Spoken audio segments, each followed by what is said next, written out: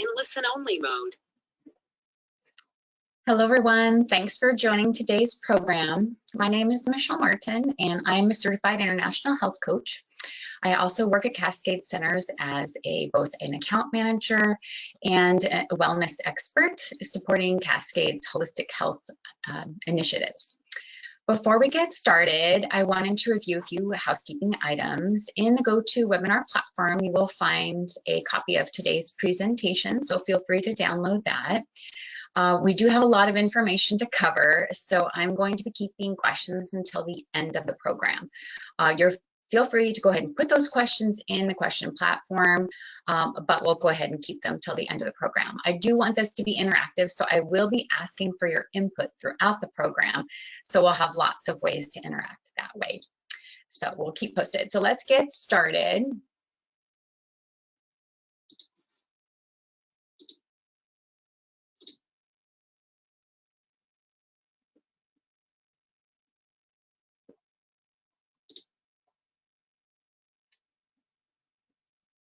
There we go. Hopefully you guys are going to see the agenda here in a moment. Just a little bit of slow technology. Par for the course as we're living in a digital world. So bear with me while we wait for the Wi-Fi to catch up with the program.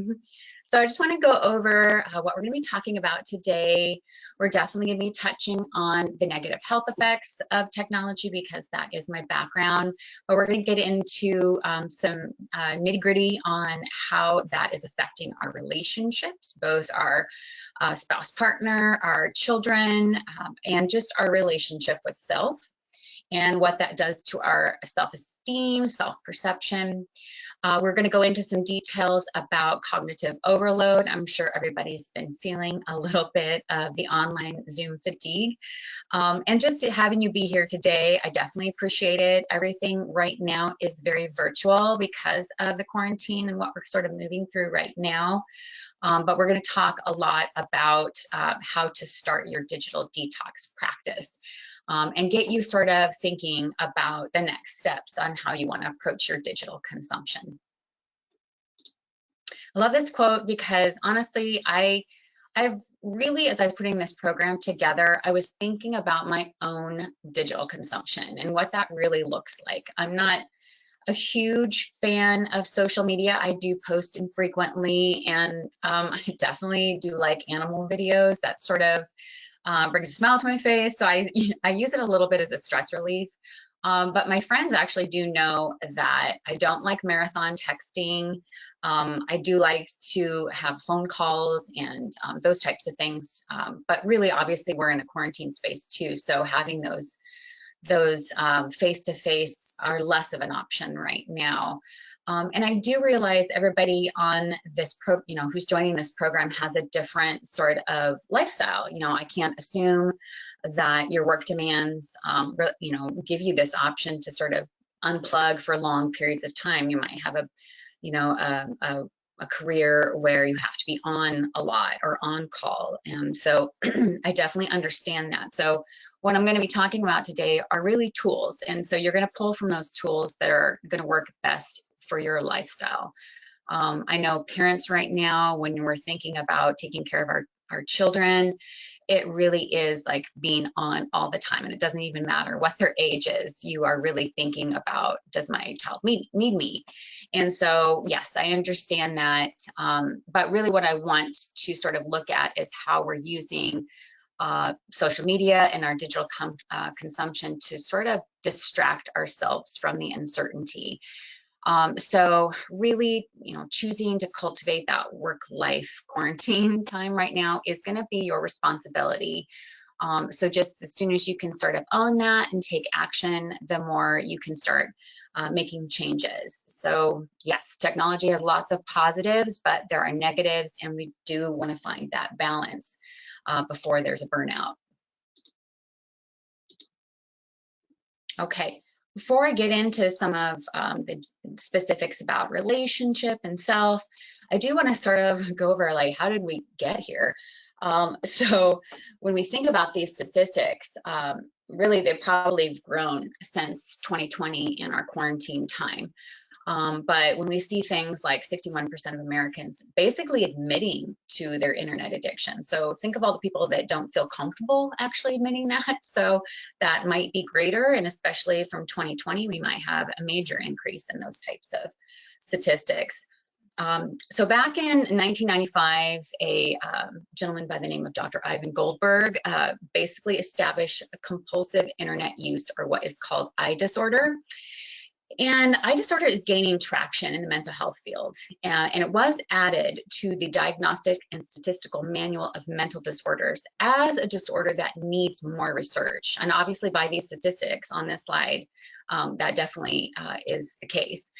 A standard diagnosis of internet addiction disorder is not established, so we're not going to be delving into internet addiction, but it's also sort of significant to think about how there are contributing factors that does make people more prevalent to that type of thing. So, possibly it could be just, a biological predisposition. It could be your brain makeup that could make you higher risk.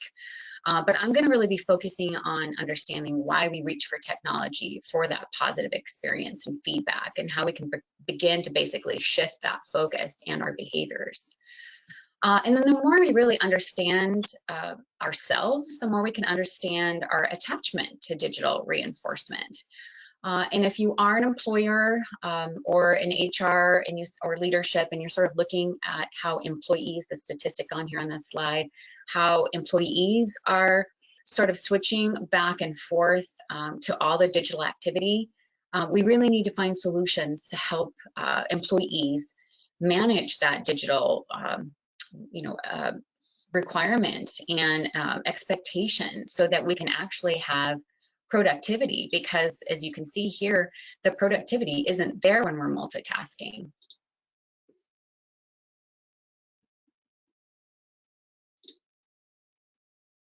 Giving my slide some time to transition, bear with it. Just thinking about it.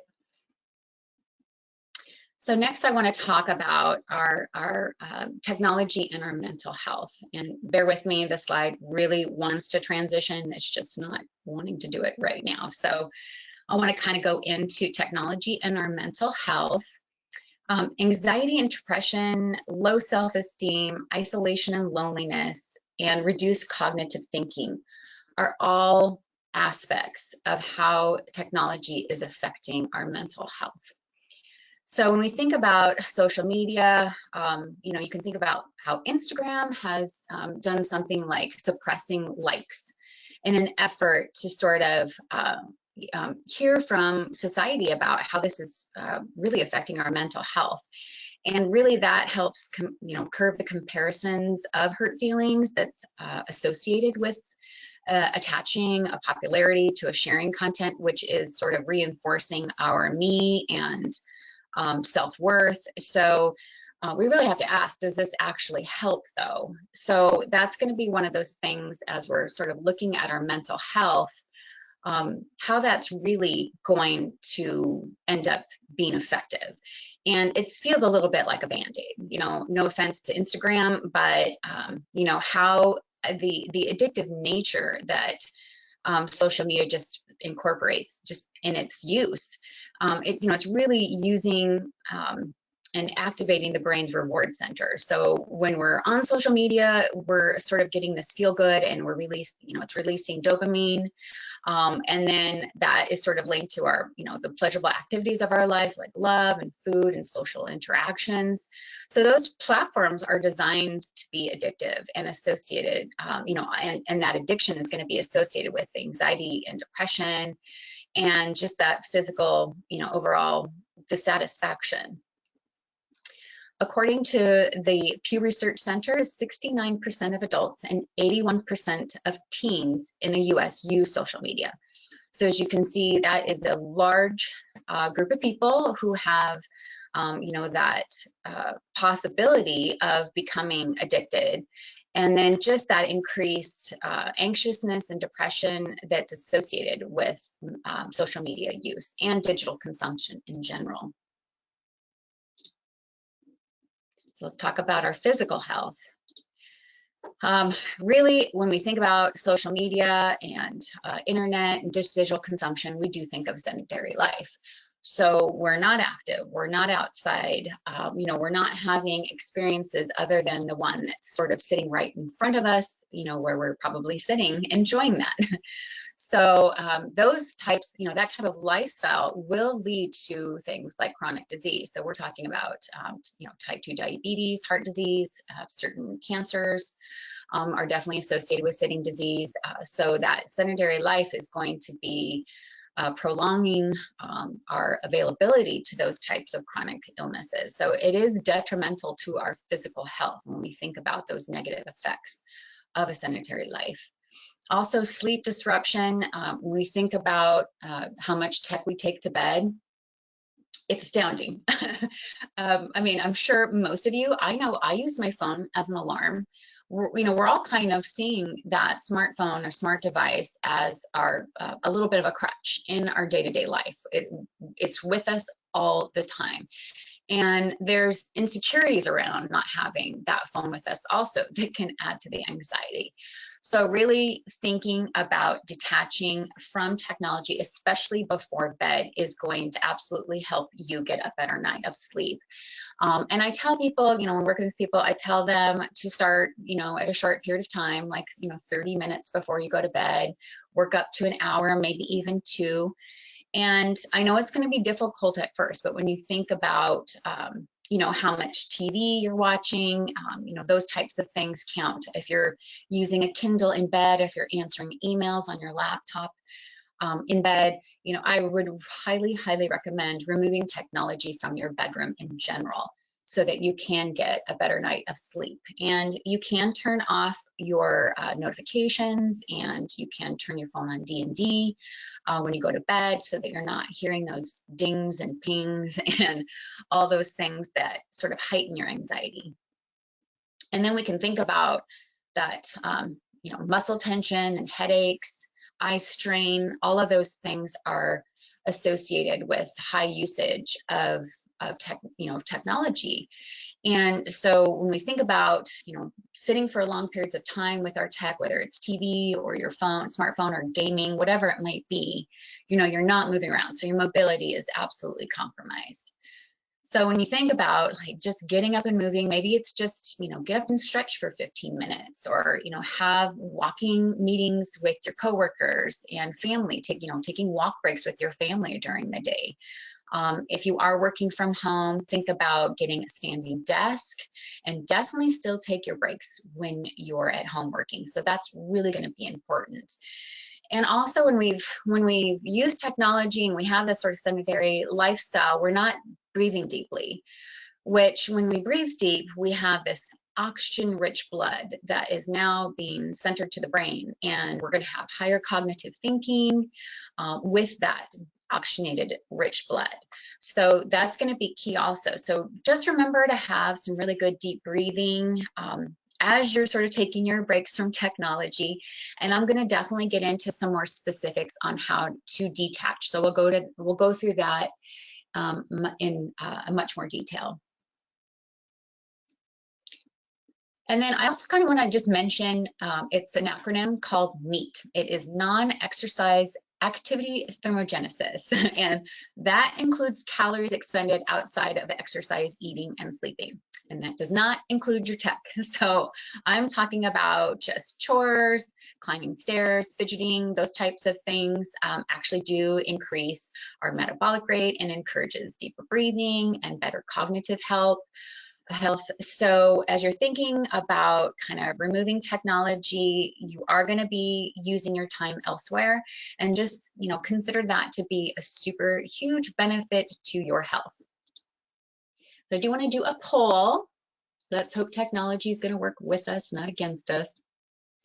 So this is my first poll. Go ahead and take your time, add the yes or no on that.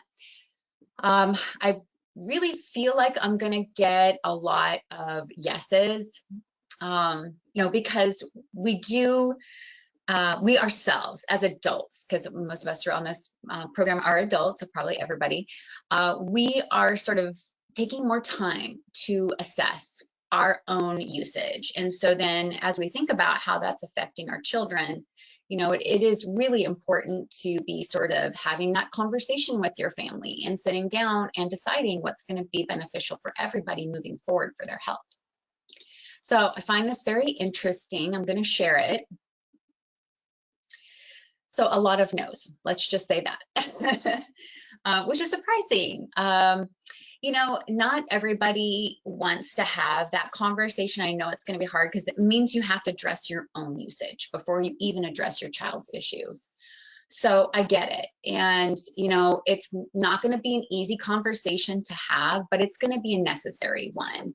And again, whether you start small or you just have a conversation, maybe it's just you're even taking a survey, how would you, get opinions and ask involvement from the whole family, because it's not just one person telling everybody what they're going to do, because you're not going to get a lot of buy-in. So you really want to have this be a family conversation in the home. And again, start small, work your way up.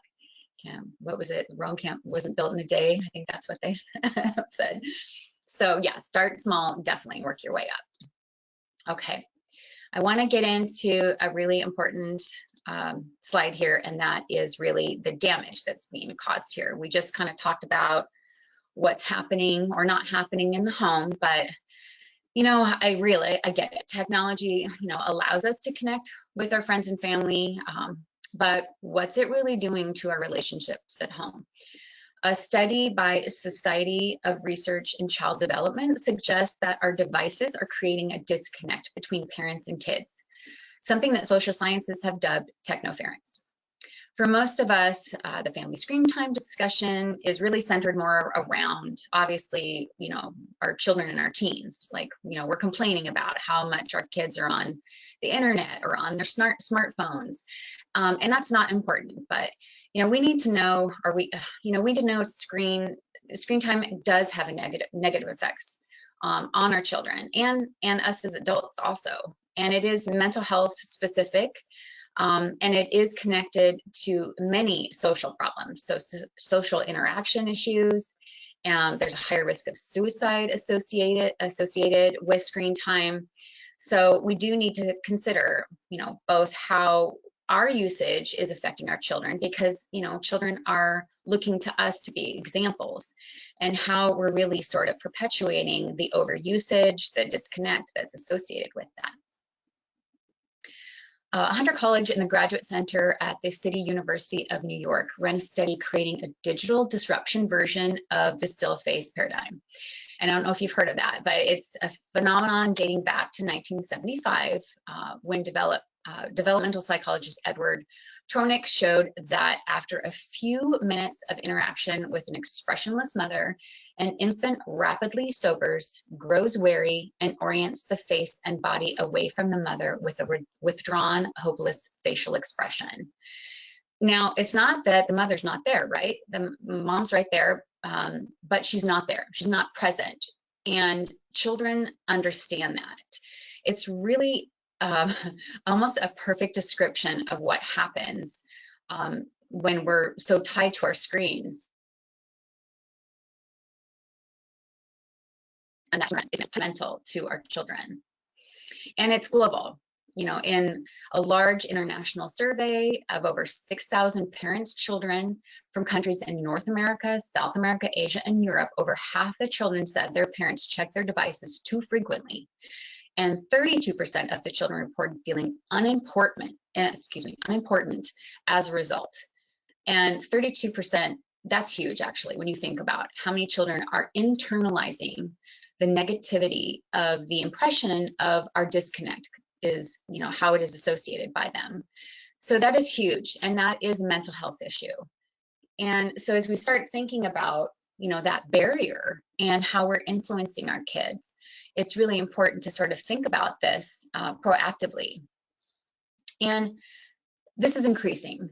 Clinical psychologist Catherine Steiner, she's the author of The Big Disconnect, Protecting Childhood and Family Relationships in the Digital Age.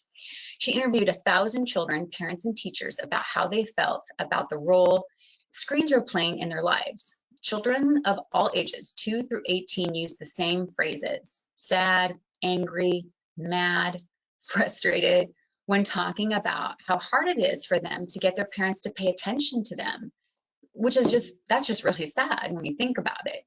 So we are making an impression, and it's not just on our children, it's going to be on our partners as well. You know, the same feedback is found in the relationship studies. A study published in the Computers of Human Behavior found that individuals who continuously use social media networking sites had increased divorce rates and relationship difficulties. And the study also compared divorce rates throughout each state per capita via Facebook accounts, as well as surveyed couples about marriage satisfaction and social media use. So as you can see, the more social media use, the more dissatisfaction in the relationship. And that's a lot about comparison. It's a lot about, you know, thinking outside of the relationship as far as, you know, this is not enough, look what I could have. And really that whole grass is greener is an illusion. And so that's our perception a lot of times isn't reality. And that is absolutely something that needs to be approached. So let's talk a little bit more about children. They've been through a lot last year. You know, just, I can't imagine. I mean, I'm an adult, I can process quarantining, I can process a pandemic. I can't imagine what it's like to be a child, and the uncertainty that they sense from us as adults, the uncertainty that they're seeing on media, and this new normal of learning from home and wearing a mask. I mean, terribly overwhelming for certain. So really thinking about the high level of need that these children are going to have moving forward, I would definitely recommend considering reaching out to your pediatrician or mental health professional to get some assistance if you're seeing your child act out. Because really, psychologists use a phrase, it's called to observe is to learn. So children are learning from everything around them, and they're experiencing things in a way that we as adults could never fathom. And, you know, I mean, I might show my age, but my bullying came in, you know, the playground, as many of us did. We saw it, we experienced it, and it kind of goes away after it's approached. But cyberbullying, they may never tell you what is happening. This may be silent and they're suffering silently. So having really open dialogue about these types of situations with your digital boundaries is going to be really important. The other thing is just that distorted sense of self and others. When you think about how preteens, especially, but not limited to females, they are getting a lot of their sense of self by visualization of others, and digital media is completely and utterly altered. So what they think is reality, in fact, is a complete lie, really, when you think about it.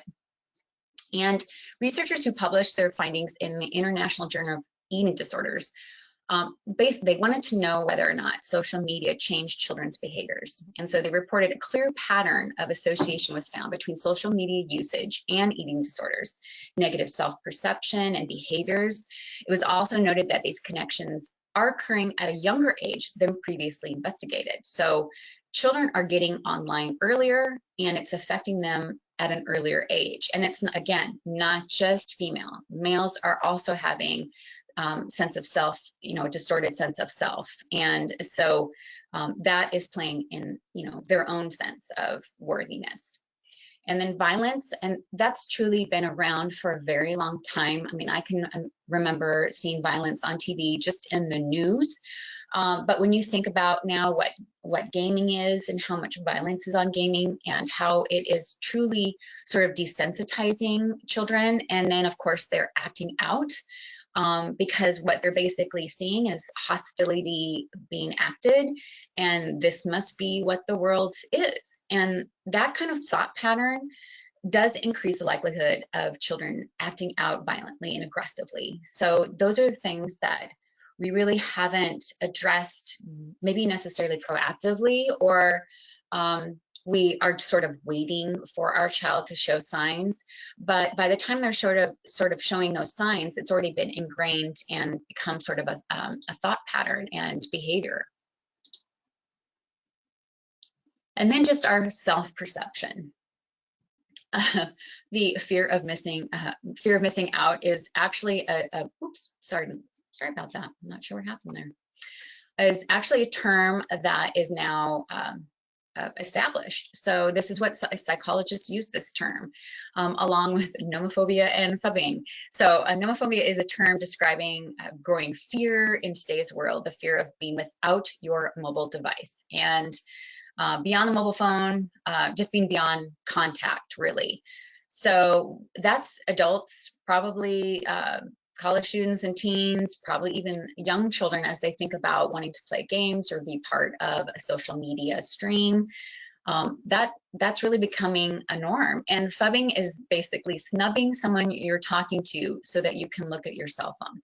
And I don't know about you, but this happens to me when I'm having dinner with people, and all of a sudden, apparently whatever I'm saying isn't engaging enough for them to not touch their phone.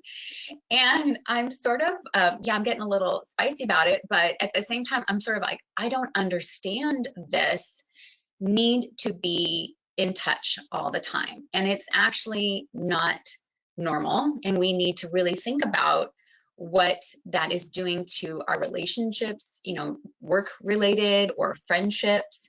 But if those types of things are so much more important, this non-reality becomes so much more important than our own reality, then we do have this sort of lost sense of what is really important, what makes us who we are. And once we start going down that rabbit hole, we can lose friendships, relationships, which can pour us into that isolation and loneliness, which is detrimental to our health. Loneliness has been equated to as dangerous as smoking. So really having that those viable connections with friends and loved ones is going to be so incredibly important. So as we think about how dangerous that deception is, and we've been thinking about it from a psychology standpoint or a behavioral health standpoint, we've really spent the last 100 years trying to help people know themselves better, manage their self-awareness, create healthy responses, and keep those healthy relationships. And we have a very reality-oriented atmosphere in Western psychology, which is what attains long-term behavioral health. So when we are having people sort of disengage from their sense of self and looking for it in a digital sense, then we really are sort of working backwards. And unfortunately, if we perceive that everyone else is perfect, then we push ourselves to become someone that we're not. And we'll become frustrated, and the chances of anxiety and depression will increase. I'm going to do another poll. Give me just 1 second here. I'm not sure what happened. There we go.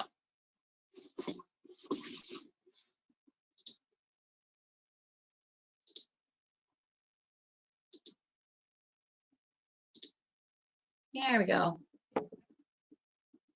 I suppose that's what happens when you're doing digital issues, right? trying to do one thing and another thing and another thing, and yep, not productive. So we're just going to go ahead and do this. I can definitely see a pattern, so I'm going to close this poll pretty quickly. So get your votes in. Great. So I'm going to go ahead and close it now. Thank you so much for your input. Okay, you guys are on to me. That was an easy one. Yes, and it probably means that you've all experienced it in some way, shape, or form, possibly. So yes, I'm sorry to hear that. And yes, cognitive overload will definitely cause all of these issues, because really what it is, and I'm going to go through it here in just a moment, is just really us being bombarded with too many things to do at any given time. And so we're just sort of trying to compartmentalize, but really if COVID has shown us anything, sometimes there's just too much to compartmentalize. Okay, so let's talk cognitive overload. Sounds like a lot of you have been experiencing it. So cognitive load is actually normal. It refers to the total amount of information in your working memory can handle. So we're experiencing cognitive load daily. Cognitive overload happens when your working memory receives more information than it can handle comfortably. And so that's going to lead to frustration and compromised decision making. So psychologist John Sweller formalized the cognitive load theory in the late 1980s as part of his research on the design of teaching. He tried to identify techniques that facilitate learning while also keeping cognitive load to a minimum. So that is our goal. Marie Lacroix, a neuroscientist and co-founder of the agency CogX, notes, we have to distinguish between the colloquial use of the term cognitive load and the day-to-day issues and worries of everyday life and every single task that an individual must think about all day long. And that's different than the scientific definition of cognitive load, but we're really going to be focusing on keeping this simplified. Our limited cognitive resources can only deal with a certain number of tasks at the same time without having some difficulty. Our everyday worries and to-dos that we have to fit into each day actually take up a lot of mental space. Plus, there's the stress of those things caused just on their own. So to understand cognitive load theory, it's good to understand working memory. The brain activity used to complete a task in a moment. Working memory must sort through all the external stimuli and short-term memory items, as well as draw from long-term memory if needed. So basically think about the working memory as your computer RAM and the long-term memory as the hard drive. Working memory and short-term memory are often used interchangeably, but they are slightly different. Working memory handles the processing of information, whereas short-term memory is more like the Post-it note for information that's important, but not important enough to go into your long-term memory. So that's all well and good, but how do we sort of, fix that? So when we think about reducing our cognitive overload, really it's about reducing the amount of information that you need to have processed, or at least reduce its complexity. So think about creating lists of your online tasks, and let go of the non-essentials. And I realize that's going to be really difficult, but that really is going to be about the importance of calendaring and really prioritizing and building that buffer when necessary, and approaching a task with a short-term objective. I know we're always thinking about, the big picture, but that's what really starts to bog us down, is when we can't sort of take it one piece at a time. So if you can think of the short-term goals and then see them as the building blocks to the long-term goal, that's going to help you sort of prioritize. And I've already talked enough about stop multitasking, because it doesn't work and it adds to your stress and cognitive overload. Another thing that's going to really help is reducing interruptions for efficiency, and it's going to help reduce your stress. So as you're thinking about calendaring, if you're working from home and you can sort of, close the door or have that time that's very specific to get your task done without those interruptions, that's going to be key. And then just adapting your break to the task at hand. So if you are working on something that's, hyper sensory overload, then walk away and do something that's completely opposite, whether it's meditation or just deep breathing outside. That's going to be, basically switching off that overload. So if you took a break after doing this major sensory overload and you went on social media, can you understand that's not really a break? Your brain is still going to be processing and working hard to figure out which is the short term, long term, and that's what adds to that cognitive overload. And then I'm a huge believer in building buffer. So having that Zoom meeting after Zoom meeting after Zoom meeting, That's what they call it, Zoom fatigue. And I'm going to go through that in a second.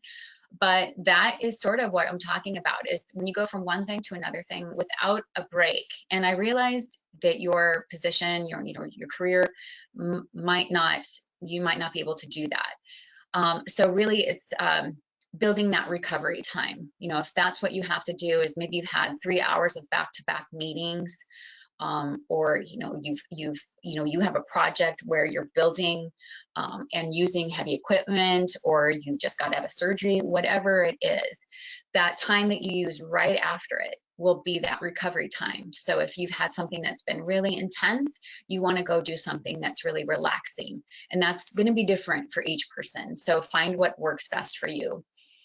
If you're an employer, really think about offering flexible workspaces for your employees, and then work on your managerial practices, talking about that building buffer, and providing employees things like standing desks, and those things that can really affect us long term. And then just be proactive about looking into the conflicting demands of your workforce.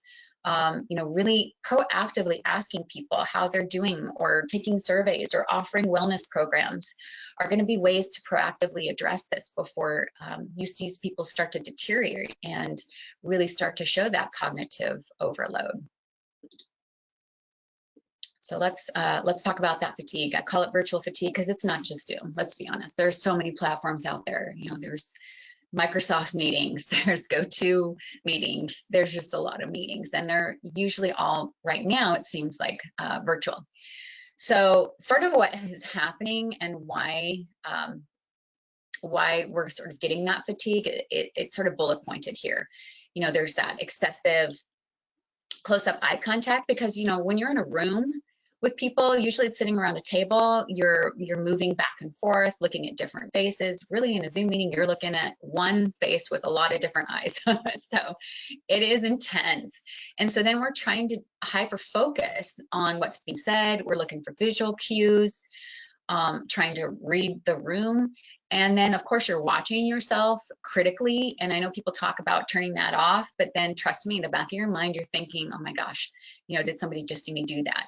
So really, for every one person that loves mirror, 9 others can't stand it. So most people don't want to look at themselves during a presentation, but really, we're feeling like we have to be there and be on and be self-aware too.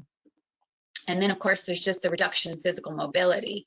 Whereas we might be going from one Zoom meeting to another, we're sitting the whole time. Whereas if, we're face-to-face, we might be changing offices, changing conference rooms, changing environments completely, going off-site. So that's another reason why there's that fatigue. So asking yourself, the other thing too is really, virtual fatigue affects personalities differently also. So that's the other thing, is not fatigue isn't going to be the same for everybody. It's going to look differently too. So a couple questions to ask yourself is like, how exhausted you feel after a video conference, how irritated your eyes feel, how much you tend to avoid social situations after video conferencing. Maybe that's your recovery time, and I can't blame you. I think it's actually a good plan. How emotionally drained you feel. And then how often do you feel too tired to do other things after a day, because of this back-to-back on sort of format that we have and that we're in. So to sort of reduce this virtual fatigue, again, another thing I'm stressing, avoid that multitasking. It is really going to be adding. So as you're on your meeting, don't try to do another project, because one, it's going to add to your lack of self-awareness during the program and the worry that you're going to have about, what the perception is, but also you're not going to do whatever task you're doing on the sideline very well. Build breaks, and that's going to be different for you. Maybe it's a walking break, maybe it's a breathing break, maybe it's a yoga break, maybe it's a foosball break. I don't know what it looks like, but definitely take your breaks during the day for sure. And then when we're thinking about an employer, making those virtual social events an opt-in is really going to be key, because the last thing people want to do is go from a work virtual environment to now I have to be on socially. So make those like an option. Another thing is, and a lot of people are doing now, I've definitely used it myself, is that if it doesn't require a virtual meeting, I definitely just pick up the phone. Maybe that's old school these days. So, just picking up the phone and having a quick conversation. Maybe it's something that you could do in an email. Another tip, remove the full screen option from your platform. So there is an option to have that reduction. So you can not maybe have the screen so large, and that way you can, adjust volume or things like that. That can help too. And then just for external calls, just avoiding the default video. I feel a little bit like we've gotten to that default where it's like, oh, I have a meeting, it should be virtual. No, it doesn't always have to be. So we're going to do our last poll.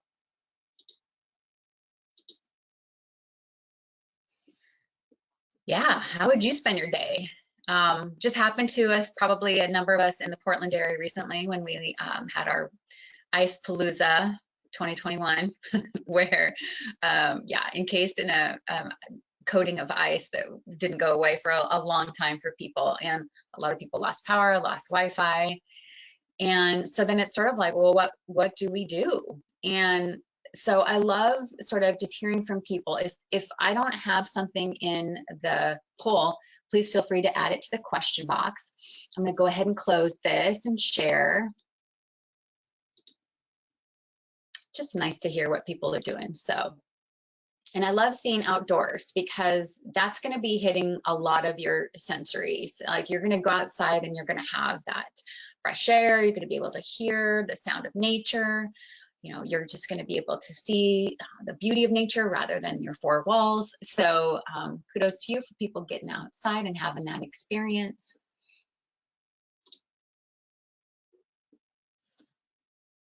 Okay, sorry, just having a little problem with it. Moving forward, there we go. So let's think of the other side of technology and, thinking about what it means to actually, have that detachment. And, we have this incredible, as humans, have this incredible talent for adapting to our environment. So we can disengage from technology and have those new experiences. Like, we have a voracious appetite for knowledge and adventure and creativity and community. So really reconnecting with family and friends and nature and yourself is going to be really key in creating a positive and successful digital detachment. Just addressing some of the practices in your life, which I'm going to do here in a second, are going to be key to sort of creating that change. And the 4 that I put up here on this slide, again, these are tools, so you don't have to use all of them. Practicing the joy of missing out is just really more of a mantra. It's a lifestyle practice that you just sort of incorporate into your life. Like, I'm going to choose to engage in something else other than digital, because there's joy in not being part of that platform, and have that experience that way too. It's going to be important for you. Okay, so here's some tips. So we talk about, or I talked about earlier about turning off those notifications, the pings, the dings, the rings. Like, every time your email comes in, I actually asked my boyfriend to do this for me recently, because I just couldn't handle it. I was like, hearing his phone email rings come in was starting to add to my own anxiety. I mean, they had nothing to do with me, but just having that, in that notation come in, like there's something happening and I have to respond. And even though I didn't, I could feel it in me. So he turned off his notifications too. So you can turn off your email notifications, your social media notifications. I realize that those of you with children have a different lifestyle, and I need to be respectful of that. So I definitely understand if that's not going to work for you all the time. You don't have to, maybe turning off your emails and your and your work emails or something like that, and your social media, but not turn off your texts. You know, maybe you need to know when your kids are texting you to let you know what's going on. I get that totally. Definitely put your phones away during meals. And that's just a good practice in general, because really, if you're on your phone or watching TV, you're probably eating faster. You're not really enjoying your food. There's no real reverence for the food you're eating. It's just sort of consuming. So if you can put your phone down, maybe not even watch TV, and have a meal and just really be appreciative of slowly enjoying your food using all of your senses, it will definitely add to that reverence for food. And then, of course, if you're eating slower, you might get fuller faster, which is key to any sort of weight loss goal. And definitely schedule your tech-free hours. This is what I was talking about when you sit down with your family and talk about, what does this look like for us? Because it's going to be different for each family. It's going to be different, you know, for the needs that you have specifically. But definitely having your kids be part of that conversation, again, is going to be so key. If they're completely against it, then, you know, there's always room for compromise. Have that negotiation with them, but let them know that this is happening and this is why it's happening. Children want to know why. I'm a huge believer in making your bedroom tech-free. So if you do have an e-reader, somebody asked a question about using technology in bed, such as an e-reader, like a Kindle, I would assume, that's where I would say no, because honestly, that technology is sending light back to you, and that is telling your brain to be alert and not get ready for bed. So it's actually hindering your availability now to sleep, because your brain is like, oh, we're on, it's time for action, it's time to go, rather than downturning and having that blue light turned off and not, you know, having your body respond to that you know, not darkness per se, but, you know, the lighting that's, you know, calmer and warmer instead of that, you know, that hot blue light that comes from our devices. And when I say pretend it's 1985, I feel like the 80s are definitely coming back. I was a child in the 80s, and I definitely remember what it was like to not have a cell phone, to not have the internet. And obviously, there are wonderful things about both of the internet and having a smart device. They're making our lives efficient. We can stay connected, but you know, having that different experience as a child is, I'm sure, huge. We didn't stay inside. I lived with my grandparents for about 7 years of my childhood, and she just said, there's no way you're going to sit inside after being in a classroom all day. You're going to go outside and play. And then, of course, we proceeded to ride our bikes without helmets and drink from lead hoses from the faucets. So yes, definitely technology has improved, our safety has improved, and thank goodness for that. But really what I'm talking about, pretend it's 1985, is like, find something beyond the technology that's going to be joyful to interact with. It's going to be something of an experience that you can take with you, and it's yours. It's not a false reality. It's not somebody else's life. It is yours, that you're enriching and adding value to.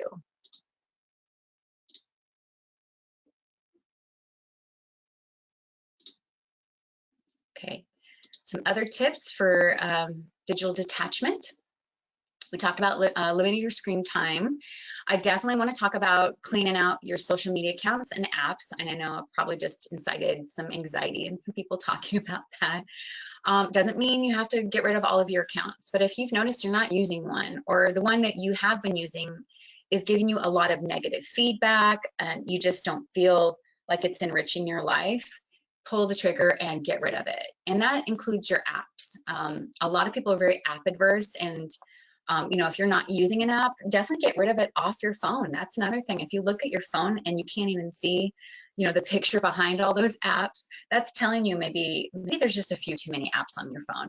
So find your priorities and do a little snipping here and there to get rid of a few of those.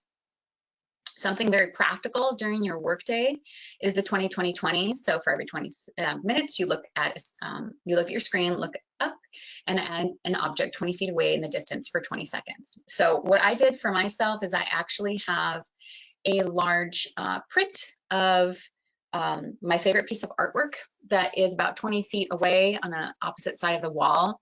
And it's a lovely visual of a forest in Nepal.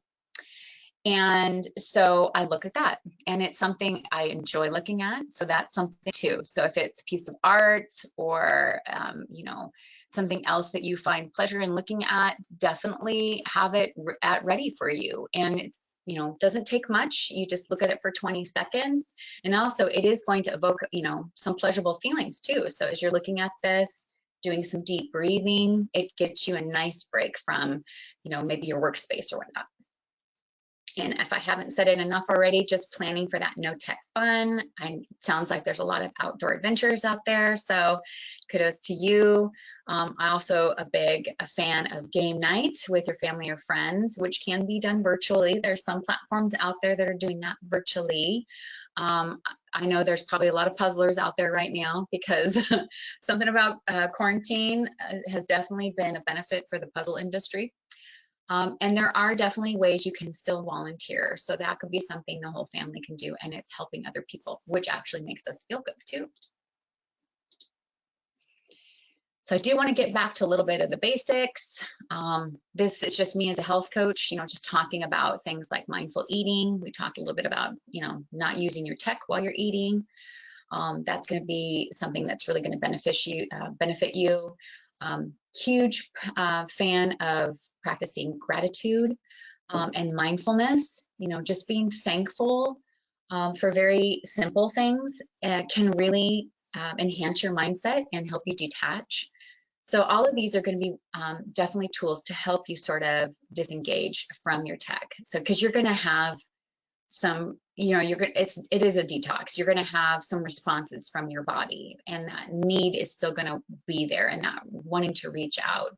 So being able to go to a few of these quick things about, you know, the guided imagery and the body scan and self massage and some deep breathing are going to be really key to sort of getting you past wanting to reach out and get that instant gratification from your tech. Definitely wanted to give you guys some resources, and yes, this program will be available after. So they will be, someone will be following up after the program with a recording. And again, you can download this, oops, sorry about that. You can download this on the platform itself. So feel free to do that now. Yeah, and you know, this of course I have to do some digital in here. There's the TED Talk, which I thought was fascinating. If you like podcasts, this might be a great podcast for you. I still love an old school book. I'm very tactile. I love the feel of a book. I love the smell of a book. So if you like books too, not just like an e-reader, you know, this is good options. I believe these are probably also accessible on an e-reader also, though, if you'd like to. Definitely want to leave some time for questions. So please feel free to add them in the inbox.